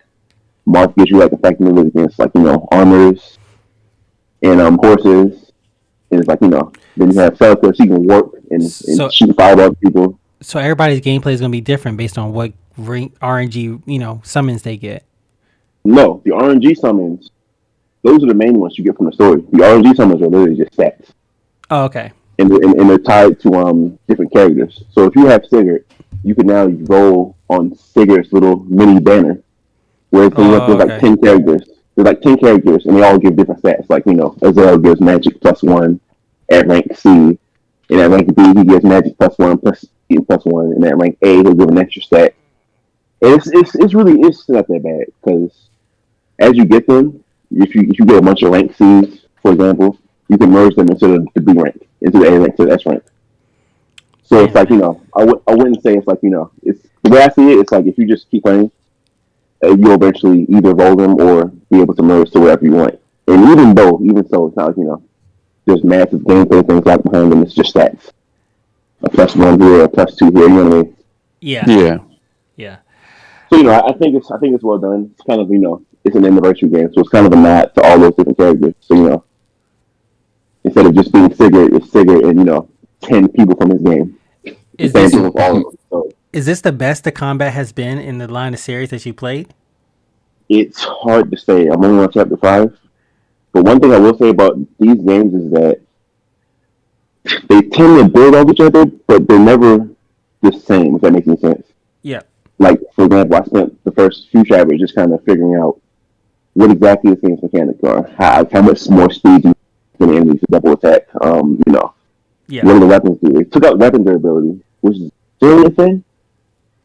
I think this is the second time they've taken out weapon durability. So basically, your weapons don't break in this game. Instead, they give you different bonuses depending on what type of weapon it is. So like iron is basically like no bonuses. This is just you using your basic weapon, and then steel is stronger, but you lose some speed. Or silver, you can't counterattack. It's all all different ups and downs, but you're picking different weapons, but none of them break. You just And So are this you is the playing it? best. Are you playing it on like? Don't they have like a permadeath mode? Yeah, classic and casual. So I'm playing on classic, and I don't know if I want to get into the whole classic versus casual debate, but this game also has the turn wheel. Well, it's not called turn wheel, the same, but basically it gives you like 10 charges, and you can reset time 10 times. Okay. So just in case you know. Which is honestly, when they first put it in, I was kind of like, oh, but now I'm kind of like, you know what? It's kind of nice to where if somebody randomly critical hits you, you have to start the whole chapter over. You can just go back and replay that last move. It's Yeah. Right. it's not a bad change. But is Yeah, it the man. best the combat has ever been? I don't know. I'm gonna have to get back to you on that one. But so I would definitely say this combat wise is better than Three Houses. That's awesome. But I think they dropped the ball on the story because I'm only on chapter 5, but it's moving. And like every Fire Emblem game has the same story kind of. I would say this is the most Fire Emblem game I've ever played. Like it is not missing no beats. Like the dragons here, your parent died. You're on a roll. Well, all I gotta say after hearing that is, Venom, you got an extra Switch I can buy off you? Like, Oh man, jeez, I wish I had one. Christ. Yeah, Um, gotta fix that at some point. the graphics are really good. The it's hard to compare the Switch graphics because It looks good when I see it. Like when I see it on like people play it, it looks pristine. You know, for it to be on the Switch. oh for sure it's better animated than Three Houses was. People are less stiff. The faces look worse. Oh, okay. The faces absolutely look worse, but it's kind of trade off. Like I said, they can't seem to hold all three balls at the same time. They only seem to be able to hold two. Yeah. Which, Yeah. what I want to talk about here is because I think Intelligent System is doing this on purpose. Because you really believe they can't get it right? Like they can't. There's some like formula that's like, hey, we can't make both the gameplay and the story good. It's impossible, guys. It's like literally impossible. Do you think they don't have enough time in between different ones that they make? It's either that or they're trying to hold both ends of the fan base without explicitly catering to one. If that makes any sense. Oh, okay. Yep. Because I've noticed a lot of like discourse in the fan base. So basically, it's like, okay, when the games the reviews are kind of coming out, and people are like, oh, this is real Fire Emblem's back, and that's offending the people who like Three Houses. Because like, we need real Fire Emblem. Right. It's like my thing was better than your thing. thing. It's a whole mess. Yeah. And I'm looking at this, this discourse. So I'm like, hold on now. All engagement is good engagement, right? Are they doing this on purpose? Like, are they making the story bad on purpose? Like, it's not that the story is bad. It's just that are they using certain elements that they know certain people won't like? Not even that. It's literally the time spent. Like when Three Houses story, even from the beginning. Like I'm only 5 chapters in, but like Three Houses opens up, with a bunch of lore about where you're at, and you can tell from the beginning that it's taking the story seriously. And this is going to be a ride. But this game, you can just tell it's just like, I'm not saying it's bad, but it's just like, all right, let's do this. Like it's just like not as elaborate. It's not as elaborate. It's just like it's moving very fast. Like I said, generally in Fire Emblem, you have to wait until at least chapter 8 before your parent dies. But this one, she died in chapter 3. Like they're moving. Like they're not like they're not stopping to smell the roses or explain the lore behind anything. It's just like, you're awake. That means the bad guy is awake too. And we have to go stop him. So let's go. Yeah, and I must say, I do feel like with this game dropping, I feel like Switch has been killing it. I honestly do feel like Switch has been killing it in the last 2 years, a year or so. Like this whole past year, it was so many games that dropped that I just wanted to play that I just didn't have a Switch. Nintendo never stopped doing it. They've been killing it forever.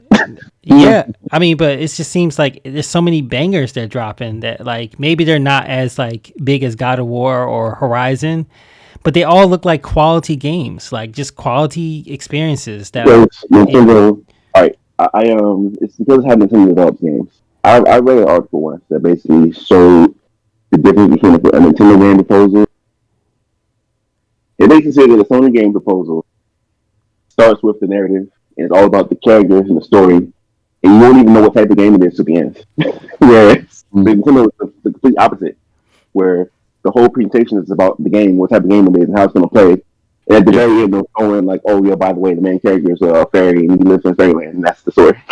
Yeah, right. And then you could tell when you play the game because it's like that. Because it's like they're not trying to really do the cinematic thing. They're just how you get people to play this. How's it fun? yeah. Would I be wrong to say if I feel like it's the system is still overpriced though? Because I feel like $350 is a little steep for like the problem I have is like it's all quality, it's all high quality. Yeah, it's all high quality. I disagree with it being high quality. I'm telling in terms of what it seems from afar, like all the games are being reviewed very well, and we talked about this. The games are good, but in terms of the price of the system, in terms of the quality that you're getting, this is the first time I'll say this about a Nintendo console, but the Switch is cheaply made. Like the Joy-Con drift issue, it's like it's crazy, and I can't believe this is Nintendo doing this. Nintendo, I know growing up, we used to always joke that Nintendo products are made of Nintendo. You can't break them. You can't break that shit. You can't break no GameCube. You can't break no Game Boy. There's a Game Boy in the museum that survived the bomb explosion. It still works. Yeah, it's in the museum. Like, but now I just feel like this can't be the same Nintendo. I can't believe that this is the Nintendo that's releasing this Joy-Con. These Joy-Cons that have they got sued about this, and it's just like. The arms are up. This is just how Switch is made, y'all. Even the revision, the light, the OLED, they still have the same issues. It's wild to me. Right. So I can't, normally I praise Nintendo for the quality of this stuff, but I got to talk about that, man. Nintendo, what you doing? Yeah, man, that's awesome. And maybe one day, I don't know. I got to get my hands on that game somehow. That's all I got. That's all I know. It's been reviewing well. I love what you have to say about it. That was my question. Would you play Three Houses first or Engage first? I think honestly, I wanted to play Three Houses. I felt like the same way I'm feeling right now. The same way I felt about Three Houses. That was the first game that got me introduced to Fire Emblem. Like I saw the commercials for it, or I saw like an ad for it online, and I was like, that looks good. And I wasn't as into strategy as I am now, but yeah, if I were recommending somebody that's never played Fire Emblem, and they had to be one of the Switch games, I would say play Three Houses first. But don't play all the routes because you'll disappoint it. Oh yeah, no, I'm not going. Once I beat it, it's over. That's the thing about Three Houses. The main problem with the game. Basically, what they did with that game was they made it so that if you play one route, nothing is going to make sense. It's just like, what? Okay, so in that case, then it's not over. The game doesn't. But then here's the problem though. The game has 4 routes, well 3 technically because 3 houses, but it turns out one of the routes has 2 splits in the middle, so you got to play it 4 times. Oh my god! And it's just like this is the main problem with the game. There's not enough gameplay to support that level of story. Yeah. By the second playthrough, you're gonna be sick of that game. Yeah. Because yeah. the first 10 chapters are the same, no matter what route you pick. Right. And then the second half, maps are shuffled. So it's still like you're just kind of doing the same thing, but just in a different order. Yeah. Well, that's great. Thank you, Greg, for giving us that impression, and I'm looking forward to more of your thoughts as you continue through the game. For sure. Upcoming, we got Forspoken, of course, is going to release. We're going to play it. I'm going to play it. Venom, if you want to play it, let me know. I'm not sure if you're actually getting it or not, but we're going to play that. And then we got next on the docket, we got Wolong coming soon.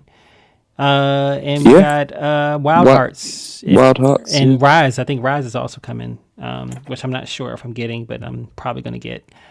But I had a second... Question about Wild Hearts. Is that game multiplayer? Yes. It's just like Monster Hunter. I had a second look at Wild Hearts, and it looked different now than when I first looked at it. It looked a little different. It looked way more like Monster Hunter. Like before, it was like it was like, this is like Monster Hunter, but it's different. But I looked at it like yesterday. I was like, because I was trying to get hype for it, and I was like, wait a minute, this looks a lot more like Monster Hunter than it did before. Like, what was I missing? Like the way they run and everything. And I'm not saying that's a bad thing, but this is really a love letter to Monster Hunter. And I've been telling everybody to play it, and I'm hoping that, you know, people play it because I do want a fresh experience of Monster Hunter. I play World. I want this to do well too, and I want to play all of them. But this one looks interesting. The monsters that I saw in the last video looked ridiculous, like ridiculously huge, and it was like somewhere in between the big dragon you fight in Monster Hunter and like the smaller stuff you fight. It was like bigger, like a mid-sized big gargantuan elephant thing or whatever.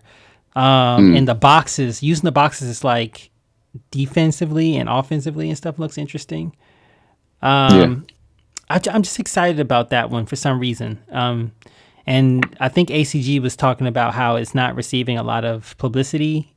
He was saying Engage didn't receive a lot of marketing. He says he thinks that he keeps saying like nothing is happening. It's so interesting ever since his Midnight Suns reviews. He just feels like nothing's really happening. But I feel like the opposite. I feel like a lot is happening. Like Engage, Forspoken, Wolong. I'm excited for all these.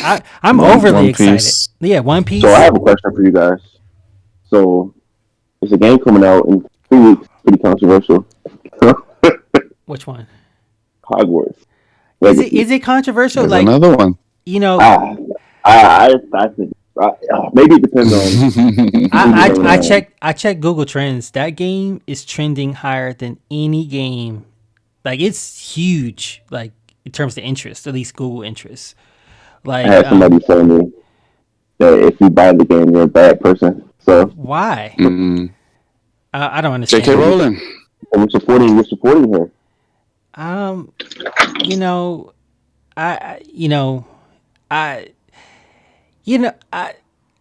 Maybe I do have blinders on. Like Harry Potter was such a pivotal thing for me that literally any negativity I've heard about it, I literally cannot. It doesn't stand up. Like, have you ever loved something and it has such an impression on you that like even when people say things negative about it or the creator or whatever, it just can't penetrate because you can't compare to what I felt. It's not Harry Potter for me.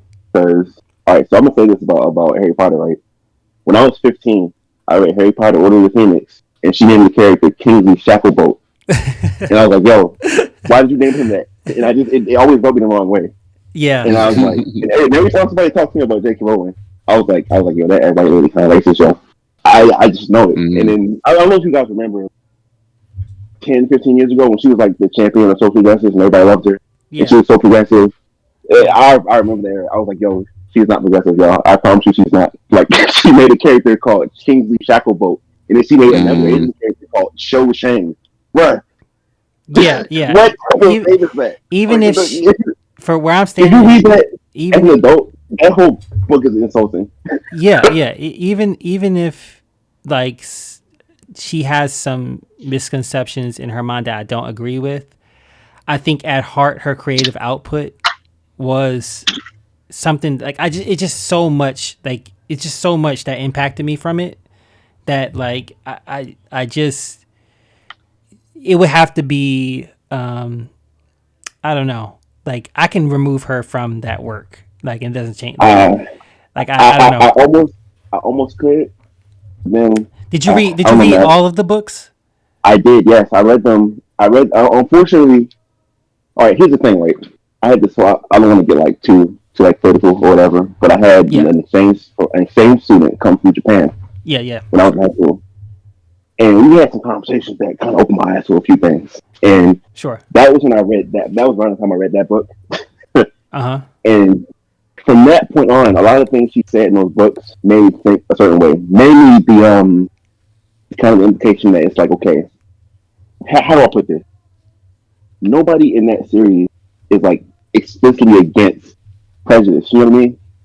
Like it's just I don't want to get too into Harry Potter. And I mean, you might be. Like, this might be an interesting conversation to get down one day, but we can talk about it like maybe off the air. Maybe we'll bring it back up again. Yeah. But remind me to talk about this later because I have a lot to say about this.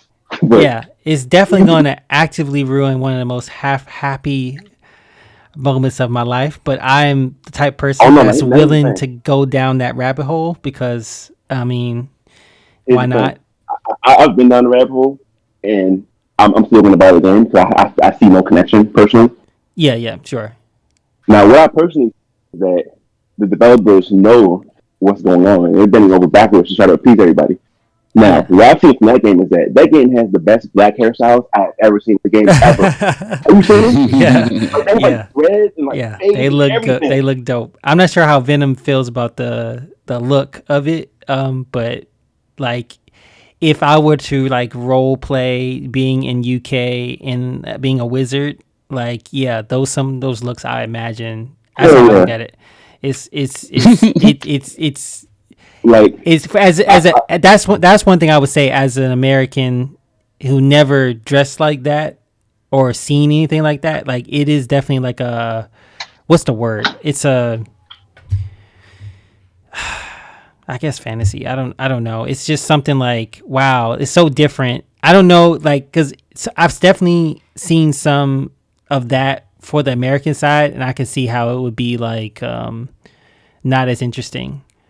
So I'm not sure how much of that is this whole thing, because I had the same thing with like Narnia, like Chronicles of Narnia, where it's just. I never got to that. I tried to, but I wasn't. No, I wasn't into it. I mean, I'm into fantasy stuff, so I kind of watch all of it. I used to, and there's this whole thing, and we talked about this, Venom, like being in other worlds.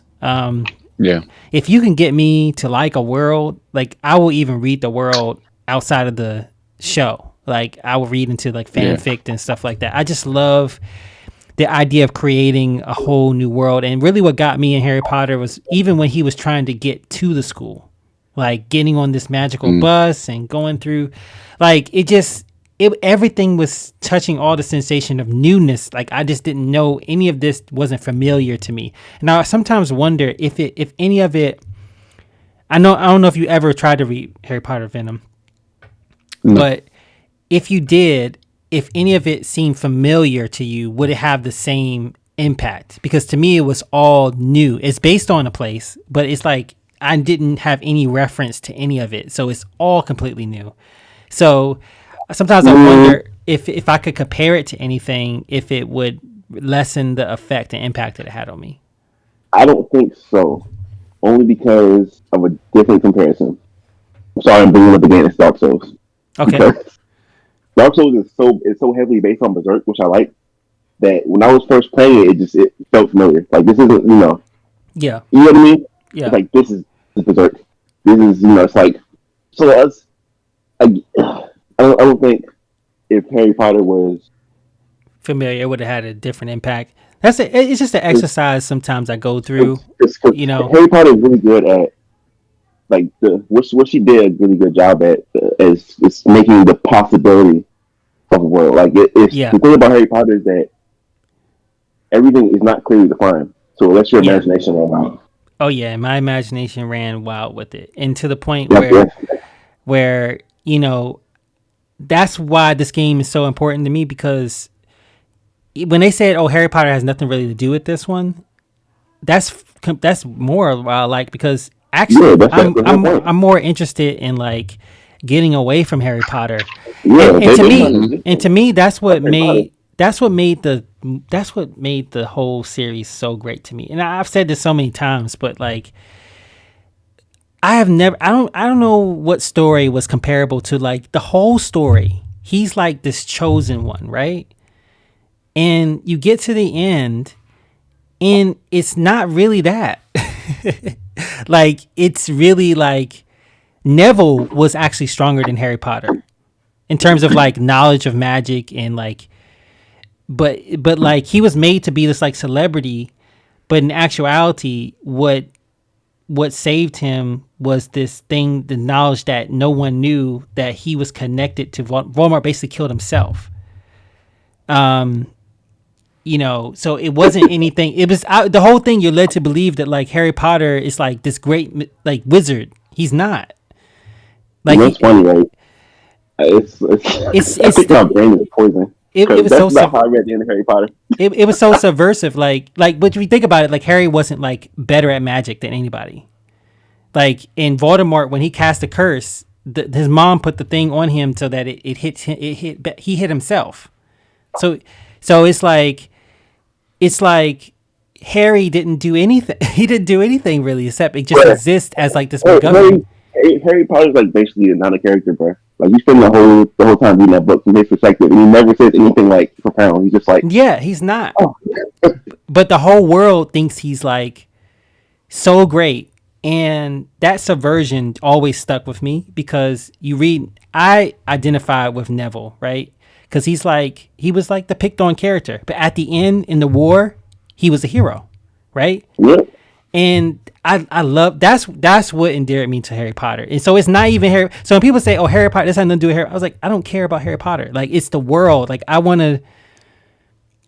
to explore more of that world. And Sure. it was never Harry Potter like himself. Actually, I found him to be annoying, especially the fact that like when the book does go into like romance, and so you had Ginny, you had Cho, you had like Hermione at times, and Cho, and I thought that like Harry was so frustrating to follow as a character. Because he just made a lot of like dumb decisions, and I kept wrestling with that. Like you're supposed to be the chosen one. Who said that? Somebody said that. You were supposed to be the chosen one. Oh, that's from Star Wars. Star Wars. Okay, I think about that. I think about Harry Potter. Anakin Star Wars. But like, yo, why are you becoming Darth Vader, man? You're supposed to be the chosen one. Yeah, how I felt about that is how I felt about Harry Potter. Like reading the story, like I was often like rolling my eyes at him because, you know, he dropped the bag a lot. I mean, he just was not a great. It's like he was supposed to be this like smart character that like was actually getting a lot of like jock like energy, especially when he became good at Quidditch. Dude, you're getting close now. You're getting close. Yeah. Go ahead. Harry Potter's not the good guy. Voldemort is the good guy in that series. Oh, okay. The wizards, bruh, they're the worst. They're like literally like oppressors. They're like they don't want to help solve the world's problems when they could. Yeah. They keep slaves. Like they do so much wrong. Oh yeah, the goblins. Yeah. I mean and it's like so much like what the characters are like. It's like for example, right in book 2, some Draco calls Hermione a racial slur. Well, that version of that book a racial slur. Muggle. Yeah. And then they get into a fight and they go to Hagrid. And guess what Hagrid says? Hagrid's like, yo, he's not right because Hermione's a good wizard. Yeah. Think about that. Yeah. Like, so basically, if you can subvert it. Yeah, you can subvert it. She's accepted like, because of her skill, but not because it's just plainly wrong. And it's like the whole book is like that, and I didn't realize it until I had a unique experience where I had Shohei in my house. I had like an awakening as a person, and then I went to go read Harry Potter and read Kingsley Shacklebolt, and that led me on a rabbit hole. Yeah, I was like, hold on now, what is she really saying? And then I realized I was like, yo, the first thing Voldemort did when he came back to power, what's the first thing he did?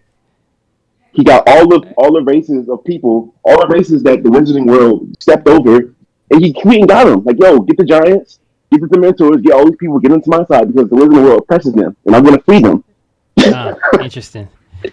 Yeah, there is a whole backstory to Voldemort past the story that people got into, and I didn't really, the story didn't stick with me. Like I didn't go. I want to now that you're talking about it, we could talk about this, but so I read too deep into it, so I was like, don't let me ruin it. I kind of ended once the story ended because I was satisfied with. I was happy that Harry. I didn't think Harry deserved to end the story with everybody. I don't want to. That's the hero. Yeah, like as everybody's like, oh, Harry, blah, blah, blah, blah, blah. Like, and I mean, people. He was legendary, right? he did get like a hero's thing, but I felt like there were other characters that she allowed to shine. I think that's kind of the strength that like I was happy with, and I just was happy to leave it alone after that because, you know, it made me think of like the meta of like everybody in life thinks that they're the hero of their own story, right? We don't always think we don't think of ourselves as side characters. But yeah, that's kind of that's kind of like I just felt like the side characters were just as important. Like you could go back and write the whole Harry Potter story from Neville's perspective, and it would still work to me. Or from Hermione, or from Ron, or from Ron's perspective, and that is to me the crux of Harry Potter. That is to me that is what kept me invested. Was just like. It was never Harry himself, because I agree. Harry is kind of a cringy character. I wasn't, you know, I was actually ashamed at sometimes to say I read Harry Potter, because it was this thing like people make fun of you for reading Harry Potter, like, you know, Harry Potter, like the guy with the glasses and the wand, and it's like, yeah, but there's so many other characters that like have these that are interesting, and Harry's just the catalyst to bring us into the world. I think the only time I was really on Harry's side was in the beginning, because the people he was living with were so oppressive. Like that was really like the humans he was living with were the you know what's funny about the Dursley? What is that in the later books she forgot to write them as bad characters. oh yeah. I realized it's one of the books where like they're not even messing with Harry no more. Harry comes home and like he just starts making fat jokes about Dudley the whole time. Yeah, I think it's the Goblet of Fire when Dudley's getting fat. Yeah, it's like, yo, y'all going on this man. He ain't done nothing yet. Yeah. I'm sorry. Yeah.